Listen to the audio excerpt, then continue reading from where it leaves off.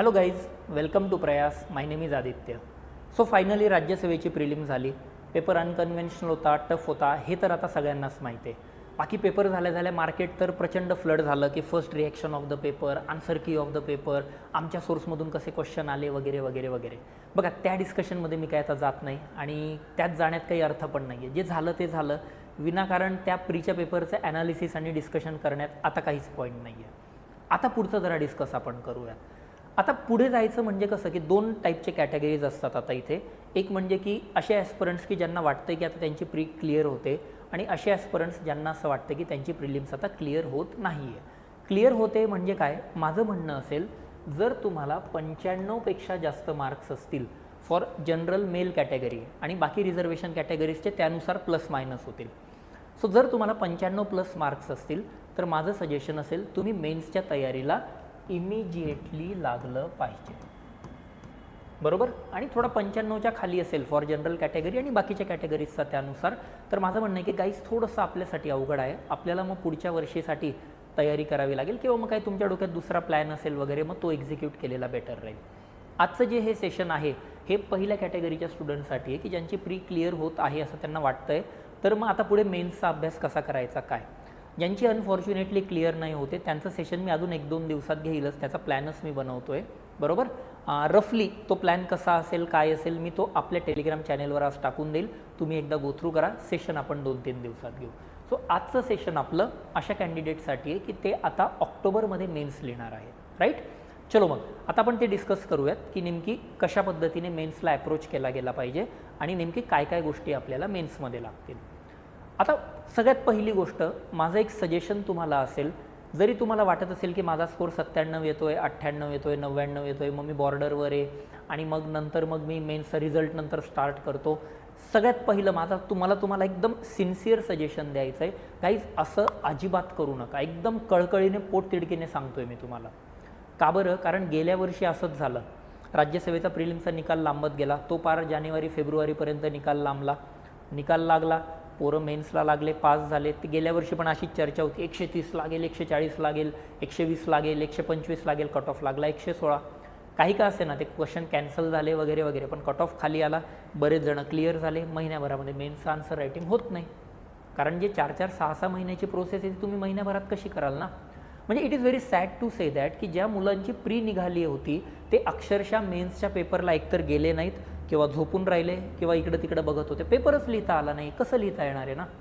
1750 मार्क्सचं तुम्हाला रायटिंग करायचं आहे. GS 1, 2, 3, 4 एसे ऑप्शनल, त्यात लँग्वेजचे पेपर नाही आहे शक्य जर प्रॅक्टिस नसेल तर. मग झालं काय, जस्ट टाईमपास म्हणून मेन्स दिली. त्यांना वाटलं की यावर्षीची प्री करून आता प्रॉपर उतरू. यावर्षीच्या प्रीमध्ये एकदम बाउन्सर्स क्वेश्चन्स आले. म्हणजे मी पाहिलं आहे ज्यांना 130, 140 वगैरे मार्क्स आहेत त्यांना 60, 70, 80वर येऊन थांबले. वेटरन्सचा 30, 40 मार्कांनी स्कोर खाली उतरलेला आहे. म्हणजे असे बरेचसे स्टुडंट ज्यांनी नंतर रायटिंगला स्टार्ट केलं, ज्यांना वाटलं की ही मेन्स ट्रायल देऊ, पुढच्या वेळेस बघू, त्याच्यातले हार्डली 5 ते 10% लोक पास झाले. आणि मी म्हणेल की guys you have miss the opportunity. It is very sorry to say that आणि it is very painful to say की you have miss the opportunity. चांगली संधी होती, करायची होती तयारी, पण नाही झालं. अनफॉर्च्युनेटली नाही करता आलं XYZ रिझन्समुळे. रिझल्टची वाट बघत बसले. यावेळीची प्री नाही निघत आहे. आता परत पुढच्या वर्षी कसा पेपर येईल सांगता येत नाही. पण आता MPSCने आपल्याला सांगितलं आहे प्रीचा पेपर आता याच लेवलचा असेल, मे बी याच्यापेक्षा आणखी टफ जाईल, खाली तर उतरणार नाहीत ते. सो माझं म्हणणं आहे, जर तुम्हाला 95+ येत आहेत, मेन्सची तुम्हाला 0.01% जरी होप वाटत असेल, माझं म्हणणं आहे तुम्ही मेन्सला लागून जा. कारण असं नको व्हायला की जेव्हा रिझल्ट साधारण आपला लेट से की जुलै-ऑगस्टमध्ये पण लागला आणि मेन्सला हार्डली 2 महिने आहेत आणि मग आता काय करायचं, असं नसायला पाहिजे. जो प्लीज, म्हणजे मी अगदी परत मी सांगतोय की काही तुम्ही त्याला रिक्वेस्ट म्हणा की लागा बाबांनो, करिअर नका बरबाद करू या रिझल्टच्या पायऱ्या. कारण आयोग कधी रिझल्ट लावेल काही सांगता येत नाही आहे. आयोगाला कोणी शिव्या घातल्या का रिझल्ट लेट लावला वगैरे वगैरे, काहीच नाही करू शकत आपण. रिझल्ट परीक्षेच्या आदल्या दिवशी तरी लागला काही नाही करू शकत आहे. So you have to accept the reality.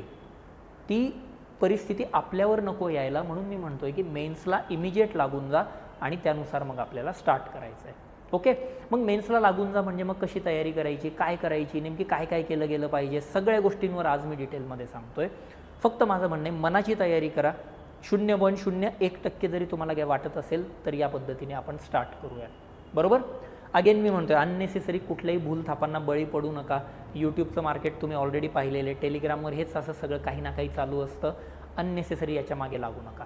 ज्या व्यक्तीने ऑलरेडी मेन्स दिलेली आहे, इंटरव्ह्यूज दिलेले आहेत, ऑलरेडी सगळ्या गोष्टी माहीत आहेत, सगळं सांगतो तुम्हाला, काही इश्यू नाही. पुढची गोष्ट म्हणजे की गेल्या वेळच्या मेन्सच्याला सगळ्याच गोष्टी अंधारात होत्या, तुमच्यासाठी पण आणि माझ्यासाठी पण, बरोबर. की पेपर कसा असेल, काय येईल, 5 मार्कर येतील, 10 मार्कर येतील, 15 मार्कर येतील, 20 मार्कर येतील, कोणत्या टॉपिक्सवर प्रश्न येतील, UPSCच्या लेवलचे प्रश्न येतील की नाही, आन्सर शीट कशी असेल, काही आयडिया नव्हती. तरी पण आपण लढलोय, तरी पण आपण इथेपर्यंत पोहोचलोय. आता तर आपल्याला बऱ्यापैकी पिक्चर क्लिअर आहे. त्यामुळे मी पण जो प्लॅन सांगतोय तुम्हाला तो एकदम रिफाईंड प्लॅन आहे. काही गोष्टी जसं तुमच्याकडनंच फीडबॅक घेतला आहे की काय काय गोष्टी पाहिजेत, कशा पाहिजेत, त्यावर आपण वर्कआउट केलेलं आहे आणि त्यानुसार आपल्याला आता पुढे जायचं आहे. येतं आहे लक्षात. सो परत मी एकदा सांगतोय की 95+ for general male, go for mains on immediate basis. Alright. चलो मग आता डिस्कस करूयात आपण की नेमकी मग आता आपल्याला नेमकी पुढे प्रोसीड कसं करायचं आहे. ओके. तर बघा गाईस, कसं असतं, जेव्हा तुम्ही आता मेन्सला तयारी करतात, माझं सजेशन असेल, मी जो हा शेड्यूल बनवला आहे, मी म्हणतोय की तुम्ही 15 जूनपासून तुमच्या मेन्सच्या तयारीला लागा. 15 जून शुड बी द डे. कारण बघा आत्ताच प्री झालेली आहे, नाही म्हटलं तरी प्रीमुळे खूपच आपण ग्रिल झालेलो असतो, राईट. आणि थोडंसं मेंटल ब्रेक पण पाहिजे. मेन्स आपली ऑक्टोबरमध्ये, आजपासून जरी तुम्ही कॅल्क्युलेट केले तरी साधारण 5-1 महिने आपल्याला मिळतात. थोडंसं मेन्सच्या वेळेला आपल्याला एनर्जी टिकवून ठेवावी लागते, कारण एवढी हाय इंटेन्सिटी एनर्जी शेवटपर्यंत टिकत नाही. त्यामुळे लगेच आज प्रीची की आली आहे, म्हणजे आज आपण जेव्हा मी हा व्हिडिओ रेकॉर्ड करतोय, आजची तारीख साधारण आपली 3 तारीख आहे. तर मी म्हणेल की लगेच 4-5 तारखेपासून लागू नका. 8 दिवस प्रॉपर ब्रेक घ्या. घरी जायचं असेल घरी जाऊन या, थोडासा माइंड रिफ्रेश करा आणि मग नवीन एनर्जीने आपल्याला मेन्सला लागायचं आहे. सो मी म्हणतोय की 15 जूनपासून आपल्याला स्टार्ट करायचं आहे. मग आता तुम्ही म्हणाल की मग 15 जूनपर्यंत करायचं काय. आम्हाला असं वाटतंय की मग आता मेन्सची तयारी नाही आहे, मग आम्हाला असं मिसिंग आउटचा फिलिंग येतोय की मी काहीतरी टाईमपासच करतोय आणि 15 दिवस आयुष्याचे वाया गेले. मी म्हणतोय तसं नका करू. मग तुम्ही या 15 दिवसात काय करा, माझं सजेशन असेल, या 15 दिवसामध्ये एक सिलॅबस प्रॉपर ट्रॅक करा. हा सिलॅबस, डिकोडेड सिलॅबस मी तुमच्यासोबत शेअर करतो इथे. यावरून तुम्हाला एक आयडिया येईल की कशा पद्धतीने आयोग आपल्याला क्वेश्चन विचारते, बरोबर. जर तुम्ही आयोगाचे प्रश्न बघाल, बघा आता मी इकडे आपल्या हिस्ट्रीच्या सिलॅबसवर येतोय. हिस्ट्रीच्या सिलॅबसमध्ये मराठी पण आहे, हे इकडे मराठी आहे शेजारी, पण मी आता दोघांपैकी एकच सिलॅबसची कॉपी घेतो. पहिले दिलं आहे आर्ट अँड कल्चर. बघा हे इथं दिलेलं असेल, तुम्हाला दिसतंय इंडियन कल्चर. पण मग इंडियन कल्चरमध्ये काय वाचायचं, कसं वाचायचं हे तुम्हाला कळलं पाहिजे. डायरेक्ट ब्लाइंडली पुस्तकं नाही वाचायला घ्यायचे. यू शुड बी नोईंग की नेमकी इंडियन कल्चरसाठी काय लागतं. त्याच्यासाठी मग मी काय केलेलं आहे की हा सिलॅबस पूर्णपणे खाली डिकोड केलेला आहे. जसं आता इथे त्यांनी दिलेलं आहे काय, सॅलियंट फीचर्स ऑफ इंडियन सोसायटी, भारतीय समाजाची वैशिष्ट्ये, डायव्हर्सिटी ऑफ इंडिया, बरोबर, भारतामधील विविधता, किंवा या ठिकाणी तुम्ही बघतात की ग्लोबलायझेशन, जागतिकीकरण. मग या टॉपिक्समध्ये नेमकी काय काय वाचायचं आहे आपल्याला, बरोबर. तुम्हाला ॲटलीस्ट अंदाज तरी आला पाहिजे ना. म्हणजे एखादी गोष्ट करण्याच्या अगोदर किती खोल आहे, किती डीप आहे, काय ते बघा. ज्यांनी यावेळची राज्यसेवेची मेन्स दिली असेल आणि तुमचं अगेन प्री निघते, तर मी म्हणेल तुम्ही पण एकदा हे बघा की सिलॅबसमधल्या कोणत्या गोष्टी तुमच्या अगोदरच्या मेन्सच्या वेळेस राहिल्या होत्या आणि आता करायच्या. आणि जर आता तुम्ही पहिल्यांदा मेन्स लिहिणार असाल, मी म्हणतोय की हे तर आपल्यासाठीचं गीता, कुराण, बायबल सगळंच आहे. बघा आता याच्यामध्ये जेव्हा आपण खाली जातो, यात मी काय केलेलं आहे, GS 1, 2, 3, 4 सर्व सिलॅबस जो आयोगाने दिला आहे तो, त्याला आपण या ठिकाणी व्यवस्थित डिकोड केलेलं आहे. म्हणजे जर आता सपोज तुम्ही हा बघाल आर्ट अँड कल्चरमधला एन्शंट हिस्ट्रीमध्ये काय केलेलं आहे आपण यात, की सुरुवात कुठून होते आर्ट अँड कल्चरची, सिग्निफिकन्स ऑफ आर्ट हेरिटेज, कलेच्या वारशाचे महत्त्व. ते तुम्ही वाचलं आहे का. इथे बघा first reading, second reading, third reading. कुठेतरी वाचलं आहे का, त्याचं फर्स्ट रीडिंग झालं आहे, सेकंड रीडिंग झालं आहे, थर्ड रीडिंग झालं आहे, त्याच्यावर कधी आत्तापर्यंत रिव्हिजन केली आहे का, त्याच्यावरून कधी नोट्स काढल्या आहेत का, त्याच्यावरून आन्सर रायटिंग केली आहे का, त्याच्यावरून व्हॅल्यू ॲडिशन केलं आहे का. केलं असेल तर टिक म्हणा, नसेल केलं तर नाही म्हणा.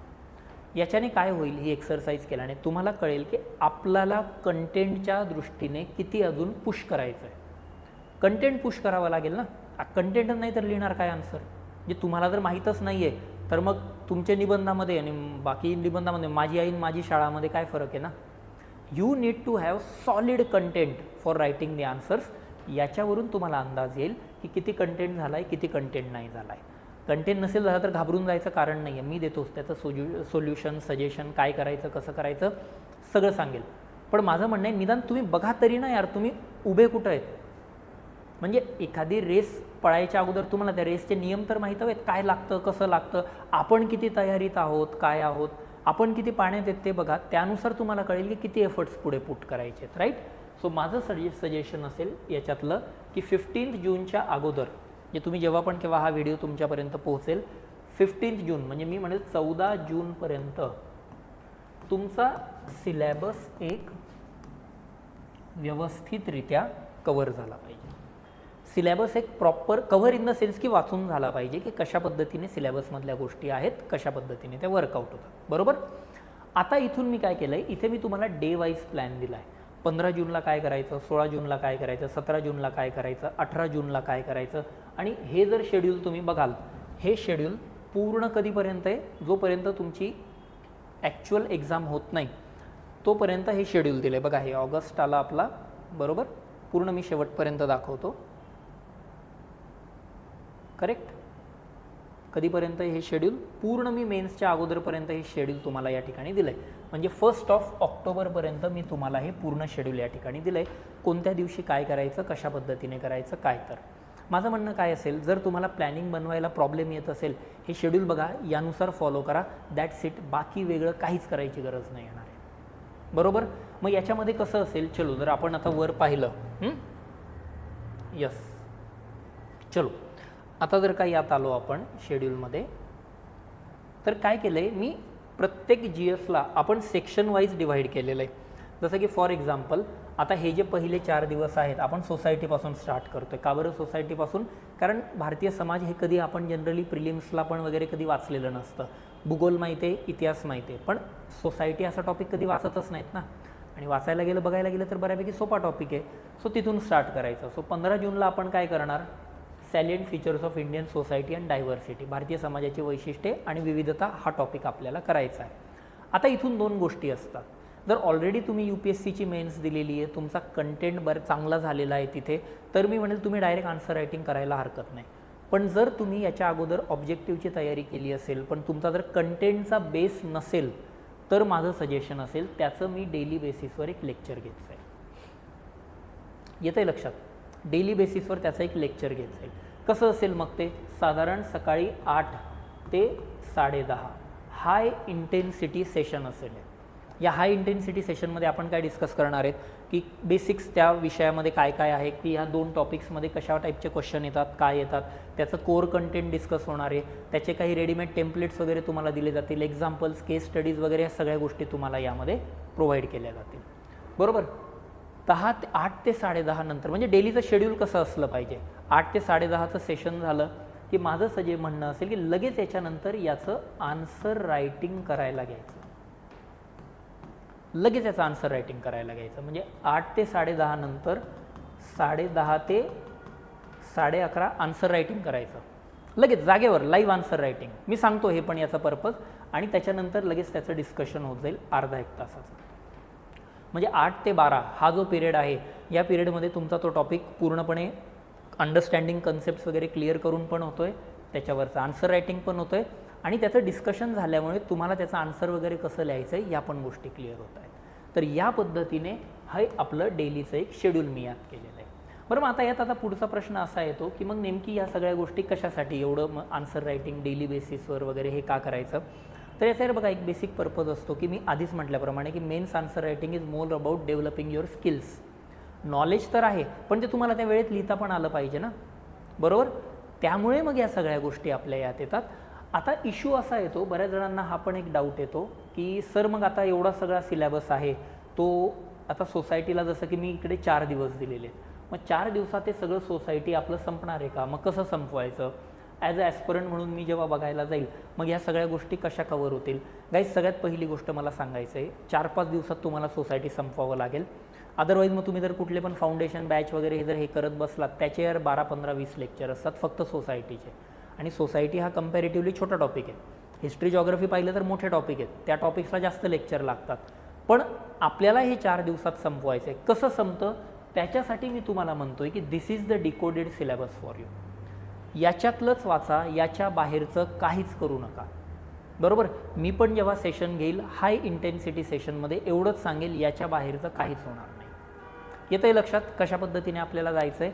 सो तुम्ही पण जेव्हा केव्हा अभ्यास करणार तो याच पद्धतीने अभ्यास करायचा आहे, याच्या बाहेर काहीच जायचं नाही पूर्ण GS 1 2 3 4 साठी. कशावरून तुम्ही आता जर एकदा PYQs बघाल वगैरे कशा पद्धती, मी ते पण सांगणार आहे तुम्हाला या सेशनमध्येच. तुम्हाला त्यावरूनच आयडिया येईल की सिलेबसच्या बाहेरचे क्वेश्चन्स आयोग विचारत नाही. सो सिलेबसला स्टिक राहायचं आहे आणि त्याच पद्धतीने आपल्याला पुढे स्टार्ट करायचं आहे. ओके. सो सगळ्यात पहिले सेशन, जर तुम्हाला वाटतंय कन्सेप्च्युअल लॅक्युना आहे तर मी म्हणेन सेशन्स बघून घ्या, कारण ही वेळ कन्सेप्ट खेळायची नाही आहे.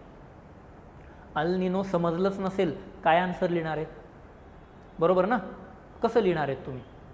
मग हा प्रॉब्लेम आहे. मग ते एकदा कन्सेप्ट बघा, विषय मिटवा, लगेच आन्सर रायटिंग आणि त्या पद्धतीने पुढे जायचं. आता पुढचा मुद्दा येतो की सिलेबसला स्टिक राहायचं आहे. सिलेबसला स्टिक राहून मग नेमकी मग गोष्टी कशा वर्कआउट होतील, काय होतील, मग कोणते पुस्तकं वाचायचे. सर आम्ही तर 8 ते 12 फक्त लेक्चरच करू, हेच करू, मग आम्ही अभ्यास कधी करू, आम्हाला 100 पुस्तकं वाचायचे आहेत. बघा तो काळ गेला की 100 पुस्तकं असतात, 10 सोर्सेस असतात, 20 सोर्सेस असतात. राज्यसेवेसाठी तयारी करतायत, माझा सिंपल फंड आहे, 1 topic 1 source more answer writing end of the story. लक्षात ठेवा, लिहून ठेवा कुठंतरी हे 1 topic 1 source more answer writing end of the story. This is the basic funda of clearing any descriptive exam. Forget about MPSC. UPSC देत असाल हाच fund आहे. कशाला रेफरन्स पुस्तकं वाचतायत?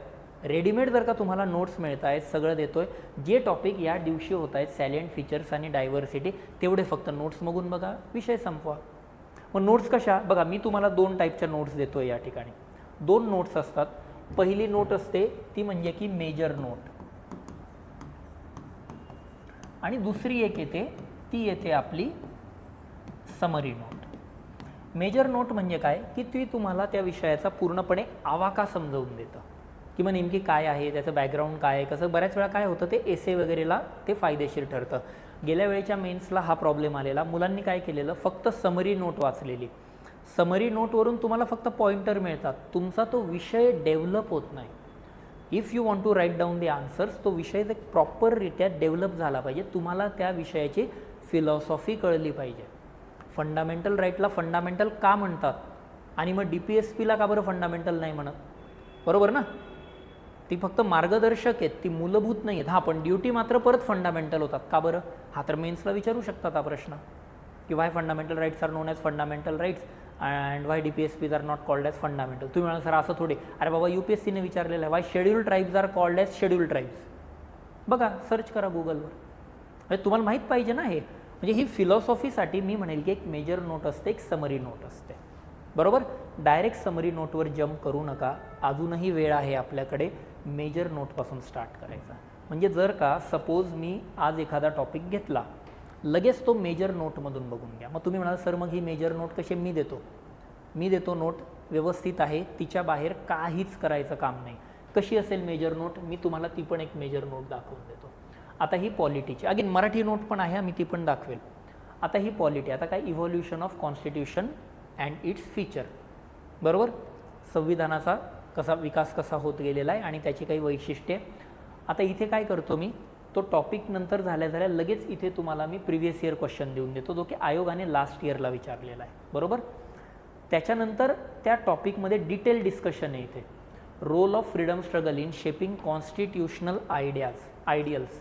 संविधानिक मूल्ये किंवा संविधानिक तत्वे विकसित होण्यामध्ये स्वातंत्र्य लढ्याचे काय योगदान होते? विचारू नाही शकत हा प्रश्न. लक्ष्मीकांत वाचून कुठे आन्सर लिहिता येतंय? काय चाललंय? म्हणजे जागे व्हा ना यार. आता नाही लिहिता येत, कसं लिहिणार आहेत तुम्ही? कुठे आहे लक्ष्मीकांतमध्ये? बरं तुम्ही म्हणाल नाही सर हे तर मॉडर्न हिस्ट्रीचा प्रश्न आहे. Modern history 1947 at least declaration, Mountbatten plan संपलं, स्वातंत्र्य लढा संपला, हे त्याच्या पुढचा प्रश्न आहे. कॉन्स्टिट्यूशन त्याच्यानंतर 3 वर्षांनी आलेलं आहे. बरोबर ना? रोल ऑफ फ्रीडम स्ट्रगल, त्याच्या खाली गेलो, काय विचारलंय? मेकिंग ऑफ कॉन्स्टिट्यूशन, कॉन्स्टिट्यूशन असेंब्लीची काय डिमांड होती, कॉन्स्टिट्यूशन असेंब्ली कशी होती, इनॅक्टमेंट कसं झालं, कॉन्स्टिट्यूशन असेंब्लीचे क्रिटिसिझम. बरोबर. डायग्राम पण त्याची, कॉन्स्टिट्यूशन चे वेगवेगळे सोर्सेस, हे लक्ष्मीकांतमध्ये. पण वरचं जे ॲनालिसिस आहेत ते लक्ष्मीकांतमध्ये नाही आहे. त्याच्या खाली आलो आपण, इव्हॉल्युशन ऑफ कॉन्स्टिट्यूशन, व्हेरियस इंटरप्रिटेशन्स, हे लक्ष्मीकांतमध्ये नाही आहे. खाली जे दिलं आहे ते लक्ष्मीकांत काय सांगतं, संविधान कुठून उचललं गेलं आहे, पण संविधानाचे वेगवेगळे इंटरप्रिटेशन आहेत. इंटरप्रिटेशन म्हणजे संविधानाचा अर्थ लावला जातो. कोणते काही ठराविक केसेस आहेत, Shankari Prasad versus union of India, A K Gopalan versus state of Madras. तुम्हाला सर हे तर लक्ष्मीकांतमध्ये पण आहे. अरे पण ते वेगवेगळ्या चॅप्टरमध्ये, मी तुम्हाला एकत्र सगळं देतो आहे. एवढंच वाचा ना, काय हेच लागतं ना. आन्सरमध्ये जर तुम्ही हे सगळं लिहितायत, ऑटोमॅटिकली मार्क्समध्ये रिफ्लेक्ट होतं ते. गोलकनाथ केस, सज्जन सिंग केस, लक्ष्मीकांतमध्ये काही आहेत काही नाही आहेत, पण ते वेगवेगळ्या बॅनर खाली आहेत. सो या पद्धतीने पुढे जायचं आहे. आलं लक्षात? हे बघा, या केसेस वगैरे मी सर्व प्रोव्हाइड करतो. ही एक सॅम्पल नोट दाखवतो आहे मी, म्हणजे की जस्ट टू शो यू की बऱ्याच वेळा काय होतं आपल्याला, की एखादा क्वेश्चन टफ गेला, काय गेला, आपण लगेच धडाधड सोर्सेस बदलत जातो. कोणीतरी वेड्यासारखं यूट्यूबवर काहीतरी टाकतं, काहीतरी चमकोगिरी करतो, कोणीतरी सांगतं हे वाच ते वाच. पर्पज बिहाइंड शोईंग दिस नोट की वन स्टॉप सोल्युशन आहे, काही करायची गरज नाही आहे. तुम्ही राव आन्सर रायटिंगवर जास्त एनर्जी इन्व्हेस्ट करा. त्याच्यानंतर सॅलियंट फीचर्स ऑफ इंडियन कॉन्स्टिट्यूशन, भारतीय संविधानाची वैशिष्ट्ये. क्रिटिसिझम ऑफ इंडियन कॉन्स्टिट्यूशन, टीका पण केल्या गेलेल्या आहेत, बरोबर. त्याच्यानंतर काउंटर आर्ग्युमेंट्स टू क्रिटिसिझम, त्या टीकांना काउंटर आर्ग्युमेंट. नुसतं असं नाही चालत, आन्सर रायटिंग करताना पॉझिटिव्ह निगेटिव्ह वे फॉरवर्ड द्यावा लागतो. नुसतं टीका करून कुठे चालले संविधानावर, त्याला काउंटर, ही टीका खरंच आहे का खोटी आहे, मेन्सला विचारले जात आहेत, बरोबर, या पद्धतीने. आणि मग हे झाल्यानंतर काही कीवर्ड जे आन्सरमध्ये वापरले जातात, मराठीचे वेगळे, इंग्लिशचे वेगळे, मेन्सचे प्रॅक्टिस क्वेश्चन, आणि मग हा टॉपिक तुमचा या ठिकाणी संपलेला आहे. येतं आहे का लक्षात? म्हणून म्हणतोय की हे जे तुम्हाला वाटतं ना की 2-2.5 तासामध्ये कसं होईल किंवा 4-5 दिवसांमध्ये कसं काय एक विषय संपेल, या पद्धतीने केलं तर संपतो. जर तुम्ही परत बल्की ठोकळे वाचत बसले, तो काळ गेला. Descriptive exam is not about reading ठोकळा, it is more about skill. कसं तुम्ही डायजेस्ट करून आन्सर लिहितायत पुढे, त्यावर डिपेंड करतं. पुढचं important concept associated with constitution, हे लक्ष्मीकांतमध्ये नाही आहेत. संविधानाशी निगडीत संकल्पना, UPSCने प्रश्न विचारलेत. मग तुम्ही सर UPSCने विचारले, MPSCवर विचारले नाहीत का? अरे बाबांनो, PYQ बघा यावेळेचा आलेला पेपर कसा होता राज्यसेवेचा. बरेच जण सांगायचे ना युनिव्हर्सिटी लेवलचे पेपर असतील, राज्यसेवेचे प्रश्न एकदम स्ट्रेट फॉरवर्ड असतील, एवढं डीपमध्ये जाणार नाही, UPSC वर आहे, मग खाली कुठं आहे बघा, हे घ्या, मी पेपर पण आणला आहे. हा GS1चा प्रश्न आहे, बरोबर. What do you know about the cultural heritage of India, UPSCने विचारलेलं आहे. What is the need of preserving cultural heritage of India. Cultural heritage ते प्रिझर्व का बरं करायचं विचारतात, हे विचारतात. तुम्हाला काय समजतं इंडियन कल्चरल बघा, आला का सिमिलॅरिटी, येतं आहे का लक्षात? चलो आणखीन हे बाकीचे, चलो असं तुम्हाला वाटतंय ना, आणखी जरा मी पुढे जातो. एकदम बाउन्सर प्रश्न जरा बघायचे ना आपल्याला. तुम्हाला वाटायचं ना युनिव्हर्सिटी लेवलवर क्वेश्चन विचारले जातात. येस, हे बघा खाली जरा भूगोलाचे क्वेश्चन बघूयात आपण. येस, हा बघा हा क्वेश्चन आहे 18 नंबरचा. Describe the salient features of physiographic divisions of North America and its significance. उत्तर अमेरिकेच्या प्राकृतिक विभागांच्या ठळक वैशिष्ट्यांचे वर्णन करा आणि त्यांचे महत्त्व सांगा.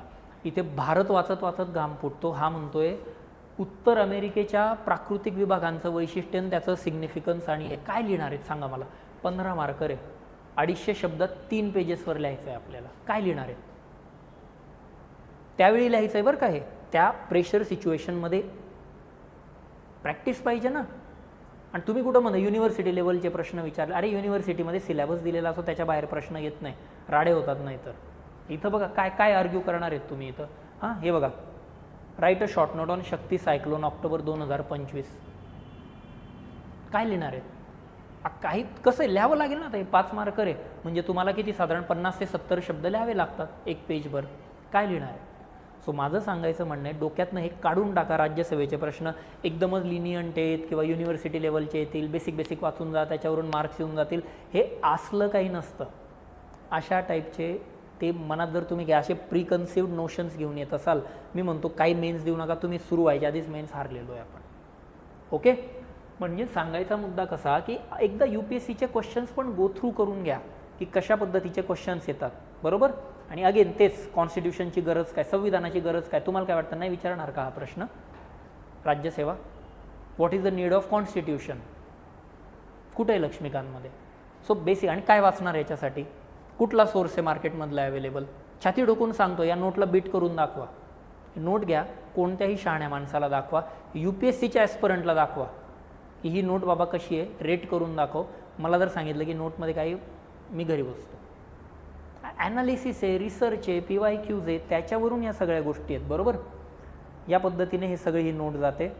प्लस याच्यात आता दुसरी गोष्ट काय होते तुम्हाला आन्सर रायटिंगसाठी, मी इकडे काहीतरी केस स्टडीज व्हॅल्यू ॲडिशन पण दिलेल्या आहेत, त्या पण एकदाच होऊन जातात ना. म्हणजे जे तुम्ही म्हणतायत ना की 2-2.5 तासामध्ये आणि 4 दिवसात एक विषय कसा संपतो, तुम्हाला 10 ठिकाणी पळावंच नाही लागत. नाही ते आन्सर रायटिंग करताना केस स्टडी गोळा करावे लागतात, एक्झाम्पल गोळा करावे लागतात. मी रेडीमेड देतोय. हे काय, United states versus constitutional morality, संविधानिक नैतिकतेचं example, south आफ्रिकेचं post apartheid constitutionalism, बरोबर. इंडिया नवतेज सिंग जोहर केसचं केस स्टडी आहे, शबरीमलाचं जजमेंट आहे, संविधानिक नैतिकता तिथे प्रॅक्टिस करण्यात आलेली. झालं की हेच ते विचारतं ना आयोग. एक्झाममध्ये हेच पाहिजे आन्सर रायटिंग करत असताना, डेकोरेटिव्ह एलिमेंट्स. थोडंसं आणखी खाली गेलो आपण, न्यूजमध्ये काय आहे ते पण मी इथेच कव्हर करून दिलं, दिसतंय ना हे सगळ्यांना. का बरं बातमी न्यूजमध्ये आहे, करंट अफेअर ते पण मी इथंच ॲड केलं. म्हणजे तुमचा तो पण एक झंझट जे काय म्हणतो आपण की हे सगळं आपल्याला बघायचं आहे वगैरे, तो पण मिटून जाते. त्याच्या खाली जेव्हा आपण जातो, त्याच्या खाली गेल्यावर मी तुम्हाला काही ॲक्रोनिम्स दिलेले आहेत की जे आन्सर राईट करताना थोडेसे छान वाटतात, हे असे, बरोबर. की मग थोडंसं मग बरं वाटतं ना ते, किंवा काही गोष्टी लक्षात ठेवायच्या असतील, पाठांतराच्या असतात ना, काही गोष्टी तुम्हाला पाठ पण कराव्या लागतात, त्या गोष्टी पण त्याच मोमेंटला तुमच्या सेट होतात. नंतर तुम्हाला काही याच नोटमध्ये मी रेडीमेड इंट्रोडक्शन आणि कन्क्ल्युजन पण दिलेलं आहे की कॉन्स्टिट्युशनल मोरॅलिटी, संविधानिक नैतिकतेवर प्रश्न आला तर कसं जायचं, ते पण दिलेलं आहे. आणि सगळ्यात शेवटी जेव्हा तुम्ही जातात, कन्क्ल्युजन पण तुम्हाला या ठिकाणी दिलेत आणि तुम्हाला शेवटी रेडीमेड टेम्पलेट दिलेले आहेत की संविधानिक नैतिकतेवर प्रश्न आला तर ह्याच फॉर्मॅटमध्ये आन्सरल्या फक्त 2-2 एक्झाम्पल टाका, एंड ऑफ द स्टोरी. एवढ्या प्रॉपर स्ट्रक्चर्ड वेने मेन्सला जावं लागतं. वेड्यासारखं उचलन टेस्ट सिरीज लॉन्च करून दिली, काहीच अर्थ नाही आहे. पेपर चेक पण होऊन जातात. चलो काय मी तुम्हाला सांगतो, हे कुठनं बिल्ड करणार आहेत, कुठनं बिल्ड होतं आहे, बरोबर. हे झालं याच्याबद्दल. आता तुम्ही म्हणाल सर हे तर काय, हे UPSCची नोट आहे, असं नसतं बरं का. मी तुम्हाला तेही दाखवतो. आता हा साधा इश्यू आहे, इंडिया आणि अफगाणिस्तान रिलेशन, बरोबर. हिस्टॉरिकल कंटेक्स्ट डायग्राम दिली आहे, significance of Afghanistan for India, अफगाणिस्तानाचा भारतासाठी महत्त्व, एरिया ऑफ कॉपरेशन, आपलं सहकार्य कुठे कुठे होतं भारत अफगाणिस्तान. खाली गेलो आपण, बरोबर. इथे मी प्रत्येक नोटमध्ये ॲड केलेलं आहे ते म्हणजे की महाराष्ट्र कनेक्ट. दिसतंय काय, दिसतंय, महाराष्ट्र कनेक्ट. हे तुमच्या आन्सरमध्ये पाहिजे. UPSCच्या नोट्स वाचून राज्यसेवेची मेन्स क्लिअर होणार नाही, आजच सांगतोय. पहिली मेन्स होती आत्ताची जी झालेली 2025साठीची, तेव्हा लोकांना माहीत नव्हतं, आता लोकांना माहीत झालेलं आहे. UPSCचे बऱ्याच जणांचे स्कोर येत नाही आहे, त्यांना राज्यसेवेत स्कोर येतो आहे. घाबरवत नाही आहे मी. UPSCच्या नोट्स वाचून राज्यसेवेची मेन्स निघणार नाही, कारण महाराष्ट्र स्पेसिफिक मला एक्झाम्पल हवेत. MPSC लिहितोय, सांगा नाही भारत अफगाणिस्तान रिलेशनचा महाराष्ट्रावर काय परिणाम होईल. मुंबई पुण्याच्या ज्या फार्माक्युटिकल एक्सपोर्ट आहेत, औषधांची निर्यात आहेत, त्यावर परिणाम होतोय. आपल्याकडे ती सिप्ला कंपनी आहे ना पुण्यामध्ये, अफगाणिस्तानशी संबंध खराब झाले, सिप्ला घेणं बंद केलं मिडल ईस्टवाल्यांनी, करेल काय. आपण जी फार्माक्युटिकल हब म्हणतो स्वतःला, ती कोलमडून पडेल ना, बरोबर. Dairy dry fruit logistics, APMC market आहे बघा, नवी मुंबईचं APMCचं Vashi market, primary hub for Afghan dry fruit, classic case study. अफगाणिस्तानशी संबंध बिघडले, वाशीचं ड्रायफ्रूटचं मार्केट बंद पडेल, सुकामेवा. हे ते लागतं आन्सर रायटिंगला. आणि मी सांगतो कुठं शोध आहे. माझं काम काय आहे, तुम्हाला एका जागेवर सगळ्या गोष्टी आणून देणं. That is the job of a institute, that is the job of a teacher. तुमचं काय आहे हे आन्सरमध्ये रेप्लिकेट करणं. म्हणून मी म्हणतोय की डेली जेव्हा 8 ते 10, 10:30चं सेशन असेल, हे सगळं मी सांगणार. हे झाल्यानंतर आन्सर रायटिंग करून डिस्कशन झालं, दुपारी जाऊन ही नोट पटकन वाचून घ्या. किती वेळ लागतो, ही मेजर नोट आहे आपली, बरोबर. सगळं जे काही IR आहे ते 100-125 पेजेसमध्ये संपून गेलेलं आहे. तुम्ही मग सर 100-125 पानं वाचायची, अभि वाचावं लागेल ना यार, कमॉन. म्हणजे मेन्स काय गंमत समजले का तुम्ही. आणि हे सगळं समजल्यानंतर मी तुम्हाला म्हणतोय मग येतात तुमच्या या समरी नोट. आता ही समरी नोट बघा, IRची फक्त 44 पानांची, त्याच्यापेक्षा ऑलमोस्ट 100 पानं कमी. तिथलं विजडम तुम्हाला कळलं या लास्ट मिनिट रिव्हिजनसाठी समरी नोट आहे. जे तुम्हाला ते पण देतो. म्हणजे तुम्ही जे म्हणतात ना की सर आत्ता जर का आपण सोसायटी इथे शिकलो, हे सोसायटी सर मी तुमचं ऐकलं आणि इथून मी सोसायटी शिकलो, मग ऑक्टोबर, ऑगस्ट, सप्टेंबरमध्ये काय करायचं. मी म्हणतो इथनं शिकायचं, मोठी नोट वाचायची, समरी नोटमध्ये त्या गोष्टी आत्ताच सगळ्या ॲड करायच्या. आणि इथंच दिलं आहे बघा, किती दिलं आहे, भारत अफगाणिस्तान भारत मालदीव 2 देश शेजारी शेजारी अर्ध्या पानात संपवून टाकले. ऐतिहासिक आणि धोरणात्मक संदर्भ, historical and strategic contents, Marathi note दाखवली आहे. तेच तुम्हाला वाटतं ना मराठी विराठी, हे घ्या बघून घ्या, दाखवतोय मी ते. बरोबर. इथं काय पाहिलेलं आपण IRच्या अफगाणिस्तानच्या ह्याच्यामध्ये हेच आहे ना हिस्टॉरिकल कंटेक्स्ट. बघा ही नोट, ही जी मोठी आपण बघतो ती तुम्हाला छोटी करावी लागते, पण मी रेडीमेड करून देतो, कशाला लोड घेता. ऐतिहासिक संदर्भ, सहकार्याची क्षेत्रे, हे घ्या. एरियाज ऑफ कॉपरेशन आलं का, एरिया ऑफ कॉपरेशन. बरोबर. त्याच्या खाली सुरक्षा, अलीकडच्या घडामोडी, मुख्य आव्हाने, पुढील मार्ग. End of the story. This is summary note for you. येते लक्षात. मोठी नोट बघायची, त्याच्यानंतर समरी नोट बघायची. या 2 गोष्टी पाहिल्या, आपल्या गोष्टी इथंच क्लिअर होतात. आणि प्रत्येक विषयाची समरी नोट देतो. इव्हन तो मी आपल्या टेलिग्राम चॅनेलवर जरी गेलात तरी तुम्हाला मिळून जाईल ती. सो समरी नोट आहे. सिमिलरली ही GS3ची समरी नोट, ॲग्रिकल्चरचे टाईप, शेतीचे प्रकार. काय शेतीचा प्रकार, उदरनिर्वाहाची शेती. बघा एका लाईनमध्ये तुमचा अख्खा 10 मार्कर बसतोय. तुम्हाला वाटत नाही का उदरनिर्वाहाच्या शेतीची वैशिष्ट्ये, समस्या, याच्यावर प्रश्न येईल असं. उदरनिर्वाहाची शेती, सबसिस्टन्स फार्मिंग. डेटा दिला इथं, positive, negative, solution. End of the story. किती वेळ लागतोय वाचायला, कारण रॉकेट सायन्स आहे का, बाऊ का बरं करतोय आपण मेन्सचा. कॉन्क्रीट डेव्हलपमेंट म्हणून म्हणजे ज्याच्याकडे काही, म्हणजे मी तुम्हाला ते पण सांगतोय बरं का, की फक्त थोडीशी मेहनत करायची तयारी ठेवा, दॅट्स इट. सगळं हँडहोल्डिंग करतो, सगळं जागेवर देईल. अपॉर्च्युनिटी मिस करू नका. मी परत परत बोंबलून सांगतोय. हे मार्केटमध्ये फोमो वगैरे क्रिएट करायचं काम असंच आहे. कारण काही देण्यासारखं काही नसलं की मग काय पोरांना घाबरवा आणि बॅचमध्ये बसा. मी तसलं नाही करणार आहे. एक्झाम मी स्वतःहून सांगतोय की मॅनेजेबल आहे, इझी आहे, सोपी आहे, टॅकल करण्यासारखी आहे. तुम्हाला फक्त ते मॅनेज करून देणाऱ्याचं हँड होल्डिंग पाहिजे असतं, दॅट्स इट. पेपर यार तुम्हालाच लिहायचा, मी थोडी जाऊन पेपर लिहिणार आहे तिथे. You people are going to write down the paper over there. Okay. So आलं हे समरी नोट तुम्हाला या ठिकाणी. सेम इकॉनॉमी तर तुम्ही म्हणत होतात ना की काय हे घ्या, इकॉनॉमीचा महाराष्ट्र कनेक्ट, GS3ची इकॉनॉमीची नोट. बरोबर. Role of Maharashtra in India's growth, economic growth and development. कुठे आहे जर तुम्हाला माहीत नसेल, यार तुम्ही MPSCचा पेपर लिहितात, UPSCच्या नोट्स कसं काय वाचतायत, फेकून द्या असं नाही म्हणत मी. फक्त मग या नोटमधला महाराष्ट्र स्पेसिफिक क्रक्स तुम्ही काढा आणि तुमच्या नोटमध्ये ॲड करा. आणि नसेल वाचलं तर इथूनच सुरुवात करा. हे काय, हे बघा महाराष्ट्राचा रोल काय आहे इकॉनॉमिक डेव्हलपमेंटमध्ये. इंट्रोडक्शन झाल्यानंतर macro economic leadership, Maharashtra leader आहे, गुजरात महाराष्ट्र अर्थव्यवस्थेमध्ये देशाच्या. Investment and industrial power house, investment आहे महाराष्ट्रामध्ये. इन्फ्रास्ट्रक्चर आहे महाराष्ट्रामध्ये. सेक्टरल शिफ्ट, फ्युचर रेडीनेस आहे महाराष्ट्र. चॅलेंजेस पण आहे त्याच्यामध्ये, म्हणजे अशा पद्धतीने. आणि आपलं तर हे आहेच, हे काय व्हॅल्यू ॲडिशन. मी तुम्हाला म्हटलं ना की केस स्टडीज, चीनचा केस स्टडी, साऊथ कोरियाचा केस स्टडी, या ठिकाणी इंडिया नॉर्वेचा केस स्टडी, या पद्धतीने. आणखीन खाली गेलात तुम्हाला इथे कीवर्ड मिळत आहेत जे की आन्सर रायटिंग करताना चांगले चांगले शब्द वापरले जातात. कसं आहे, आन्सर रायटिंग करत असताना लेमन लँग्वेज नाही चालत, तुम्हाला एक ॲडमिनिस्ट्रेटिव्ह लँग्वेज लागते. मग ती ॲडमिनिस्ट्रेटिव्ह लँग्वेज आपण रोज घरी थोडी बोलतो ना, ते इथं रेडीमेड दिले आहेत, मराठीचे पण दिले आहेत. अगेन आता ते सांगत बसलो तर 4 तास लेक्चर झाले. सो या पद्धतीने. बरोबर. प्लस मी तुम्हाला काही प्रॅक्टिस क्वेश्चन दिलेले आहेत. न्यूजमध्ये का बरं हे दिलेलं आहे, यार आणखी काय पाहिजे मला सांगा, एक्झाम क्लिअर करायला आणखी काय लागतं. न्यूजमध्ये काय ते दिलेलं आहे, ॲक्रोनिम दिलेले आहेत, रेडीमेड इंट्रोडक्शन कन्क्ल्युजन दिलेत, रेडीमेड टेम्पलेट पण दिलेले आहेत. बघा काय दिलं आहे, इकॉनॉमिक डेव्हलपमेंट कशी करायची जर विचारलं, इन्फ्रास्ट्रक्चर टेक्नॉलॉजी डेव्हलपमेंट करा, ट्रान्सपोर्ट एनर्जी डिजिटल, बस एक एक स्कीम टाका, आन्सर संपलं. येत आहे का लक्षात. Education, life long learning, skill development, apprenticeship, scheme टाका, संपला विषय. एंटरप्रिनरशिप आणि इनोव्हेशन, रिसर्च करा, ॲक्सेस द्या फायनान्सिंगला, इन्क्युबेशन प्रोग्राम करा, स्कीम टाका, संपला विषय.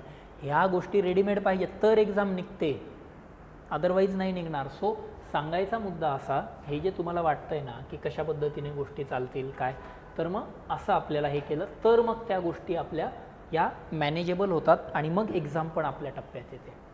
ओके. मग आता पुढचा प्रश्न येतो, मग सर ह्या काय तुम्ही काही सांगताय, तुमची नोट आहे तुम्ही तर सांगालच याच्यामधून. बघा मी तुम्हाला सरळ सांगतो, तुम्हाला हे आधीच ज्यांनी पाहिलं नसेल त्यांना मी हे करत नाही जास्त. इथे हा सूर्य आणि हा जयद्रथ. 6 नंबरचा क्वेश्चन विचारला होता MPSCने GS1ला. स्वातंत्र्योत्तर काळात भाषावार प्रांतरचनेविषयी आपल्याला काय माहिती आहे. आपल्या टेस्टला 12 नंबरचा क्वेश्चन आहे, explain the linguistic reorganisation states in 1950. झालं क्वेश्चन रिपीट. हा सूर्य आणि हा जयद्रथ. तेव्हा तर एक्झाम झाली पण नव्हती. अरे प्रेडिक्ट करता येते, एक्सपिरियन्स लागतो. ज्या व्यक्तीने आधी मेन्स इंटरव्ह्यू दिलेले लिहिलं आहे त्याला समजेल ना. मी असं नाही म्हणत मी लय भारी, माझ्या मागे पण टीम आहे, एंटायर टीम काम करते. त्याच्याशिवाय नाही हे आदित्य देवरे एकटा म्हणजे प्रयास नाही आहे, हे पण मी सांगतो. माझ्याने हे शक्य नाही. मी जेव्हा ॲस्परंट होतो तेव्हा हे केलं, मॅनेज केलं, ठीक आहे. पण जेव्हा मला डिलिव्हर करायचं असतं, क्वालिटी डिलिव्हर करायची असते, 5-50 जणांची टीम दिवस रात्र काम करते.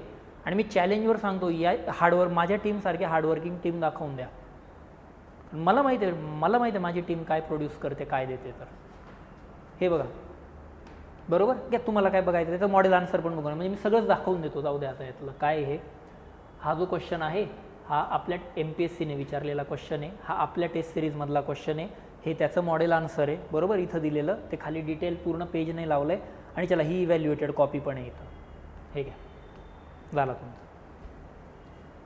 झालं. काय प्रेडिक्शन लागतं, रिसर्च आहे ना, तो अनुभव आहे. सेम तसंच खाली गेलो आपण आणखी, तो मड वोल्कॅनोबद्दल सगळेच ओरडतायत ना, हा घ्या तो क्वेश्चन मी रिपीट पण केला होता. क्वेश्चन नंबर 8 आयोगाचा, mud volcano 8, give detail account of volcanoes and its types. मग तुम्ही म्हणा सर मड वोल्कॅनो प्रश्न नाही. अरे टाईपमध्ये लिहिणारच ना मड वोल्कॅनो. येत आहे का लक्षात, कळत आहे. चलो तुम्ही म्हणा सर काय तुमचा जॉग्रफी आहे त्यामुळे तुमचा विषय लागून जातो, बाकीच्या विषयांचा काय, चलो ते पण दाखवून देतो. हे घ्या, हा GS2चा पहिलाच प्रश्न. संविधानाची महत्त्वाची वैशिष्ट्ये तपासा बरोबर. ऐतिहासिक अनुभवांनी लोकशाही मूल्य हक्क कसे आकारले हे विश्लेषण करा. काय विचारले, सॅलियंट फीचर्स ऑफ कॉन्स्टिट्यूशन. हे घ्या सिलेबसचा टॉपिक, ही नोट आहे आपली डायरेक्ट. तुम्हाला जे वाटतं ना 10 नोट्स बघायचा, हा सूर्य आणि हा जयद्रथ. हे घ्या सॅलियंट फीचर्स आहे सगळं इथं आहे. आणि पुढं काय विचारलं आहे, त्यांनी कसा शेप दिला फंडामेंटल राईटला. हे बघा खाली दिसतंय का तुम्हाला, प्लस मी वर घेतो ही स्लाइड. हे घ्या, शेप कसा दिला, पॉझिटिव्ह शेप दिला, निगेटिव्ह शेप दिला. झालं. आज त्यांनी पॉझिटिव्ह शेप विचारला फंडामेंटल राईटबद्दल. उद्या असंही म्हणतील की सॅलियंट फीचर सांगा जेणेकरून भारताच्या पॉलिटीला धोके निर्माण झालेले आहेत. काय धोका आहे, सेंट्रलायझेशन ऑफ पॉवर, शक्तीचे एककेंद्रीकरण. असं म्हणजे सांगायचा मुद्दा कसा आहे की जेव्हा आपण गोष्टी बघतो किंवा सिमिलरली हा बघा पुढचा जेव्हा आपण बघतो कोऑपरेटिव्ह फेडरलिझम वगैरे असतं ना, ते प्रॉब्लेम्स ऑफ इंटरस्टेट काउन्सिल, त्याचे सजेस्ट द मेजर, त्याचं सोल्युशन काय हे बघा खाली दिलं आहे, कोऑपरेटिव्ह फेडरलिझम, सहकार्यात्मक संघराज्यवाद. सो सांगायचा मुद्दा काय आहे की you don't have to run from pillar to post. म्हणजे हे जेव्हा तुम्ही म्हणतात ना 4 दिवसात कशा गोष्टी होतील आणि मग 3 दिवसामध्ये कसा विषय संपवायचा, संपवावाच लागतो. कोणीही तुम्हाला कितीही गोड बोलून सांगत असेल बेटा नाही रे 1 महिनाभर कर विषय, 1.5 महिनाभर कर विषय, त्यालाही कळलं नाही आहे. आणि त्याचे असं आहे मग हम तो डुबेंगे सनम तुम्ही भी ले डुबेंगे, वो तो डुबेगा ही साथ में तुम्ही भी ले डुबेगा. आणि आपल्याला डुबायचं नाही, आपल्याला ही मेन्स शेवटची मेन्स करायची आहे. परत प्री द्यायची नाही. लिहून ठेवा कुठंतरी, मी परत पुढच्या वर्षीची प्री देणार नाही. अरे जेव्हा गडाचे सगळे दोर कापले जातात ना परतीचे, तेव्हाच कोंढाण्याचा सिंहगड बनतो. मग शेलार मामा म्हणतो उड्या मारून मरा नाही ते लढून मरा. पुढची प्रीज देणार नाही आहे मी. ह्या ॲटिट्यूडने उतरायचं असेल तर मी म्हणतो यार आपल्यासोबत स्टार्ट करा. तुम्हाला काय पाहिजे ना सगळं देतो. काय मी म्हटलोय, सुरुवात आपण कशापासून करतोय, सुरुवात आपण करतोय इंडियन सोसायटीपासून बरोबर. शेड्यूल कसं असेल 8 ते 10, 8 ते 10:30 पर्यंत डिस्कशन असेल बरोबर. त्याच्यानंतर त्याच्यावर अर्धा तास 1 तास आन्सर रायटिंग बरोबर, फ्लॅश आन्सर रायटिंग म्हणतो मी त्याला. दिलेल्या वेळेमध्ये मी इथं प्रश्न देणार, तुम्ही लिहायचे, लगेच त्याच्यावर अर्धा पाऊण तास discussion, end of the story. आणि हे सगळं मी लाईव्ह घेणार आहे. गेल्या वर्षी बऱ्याच जणांचं म्हणणं होतं की सर आम्हाला तुम्ही ऑफलाईन सेटअपमध्ये का नाही येत. चलो यावेळेस ऑफलाईन आहे. 8 ते 10, 10:30 या, डिसिप्लिन राहील, सेशन अटेंड करा, लगेच आन्सर रायटिंग करा, लगेच डिस्कशन करा. 12 वाजेची तुम्ही मोकळे, दिवसभर कुछ भी करू. कुछ भी म्हणजे ऑप्शनल वगैरे काय ते करा बरोबर. ज्याला ऑनलाईन लाईव्ह जॉईन करायचं त्यांनी पण लाईव्ह जॉईन करा, काही प्रॉब्लेम नाही. येतं आहे लक्षात. तर या पद्धतीने आपल्याला हे जायचं. तर सगळ्यात पहिले काय होईल तुमचं हे असं. मग आता पुढे असा एक प्रॉब्लेम येतो की मग सर आता चलो आम्ही सेशन वगैरे केलं, कन्सेप्ट कळल्या, नोट्स पण वाचल्या, सगळं केलं, आन्सर रायटिंग केलं. मग आन्सर रायटिंग नंतर मग त्याच्यावर पुढे कसं असतं. सगळ्यात पहिली गोष्ट, कोणतंही आन्सर तुम्ही जेव्हा लिहितात ना मी तुम्हाला प्रत्येकाचे मॉडेल आन्सर देतो, बरोबर. मराठीचे वेगळे, इंग्लिशचे वेगळे. कसा फॉर्मॅट आहे त्याच्यावरून पण तुम्हाला बऱ्याचशा गोष्टी शिकायला मिळतात. आता हा डेली आन्सर रायटिंगचंच आहे. आत्तापासून टीम कामाला लागलेली आहे, बरोबर. Examine the major challenges faced by the environment due to human activities. मानवी क्रियाकलापांमुळे पर्यावरणाला निर्माण होणारे धोके. मॉडेल आन्सरमध्ये मी काय देतो, मी तुम्हाला डायरेक्टिव्ह देतो की मला आन्सरमध्ये काय पाहिजे. एक्झामिनर फक्त हेच बघतो तुमच्या आन्सरमध्ये, एवढंच. हे नसलं एक्झामिनर आन्सर वाचत नाही. तुम्हाला काय वाटतं, ते 50 पेजेसची आपली हँड रिटनची शीट सगळं एक्झामिनर वाचतो का? त्याला वेळ नाही, त्याला वेळ नाही आहे तुमची आन्सर शीट वाचायला.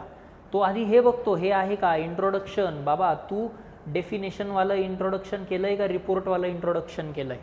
थोडं मोठं करतो वाटल्यास, बरोबर. डेफिनेशनवालं केलं आहे का रिपोर्टवालं केलं आहे? मग तो मेन बॉडी देतो, मग चॅलेंजेस, सोल्युशन आणि कन्क्ल्युजन. मग कन्क्ल्युजन कसं केलं आहे, सस्टेनेबल डेव्हलपमेंटवालं केलं आहे का बॅलन्स केला आहे, कसा केला आहे? आणि मग तो आता वाचायला जाईल. मग वाचत असताना पण कसं असतं, मी मॉडेल आन्सरमध्ये तुम्हाला 2 इंट्रोडक्शन दिल्या आहेत. This is introduction A, this is introduction बी.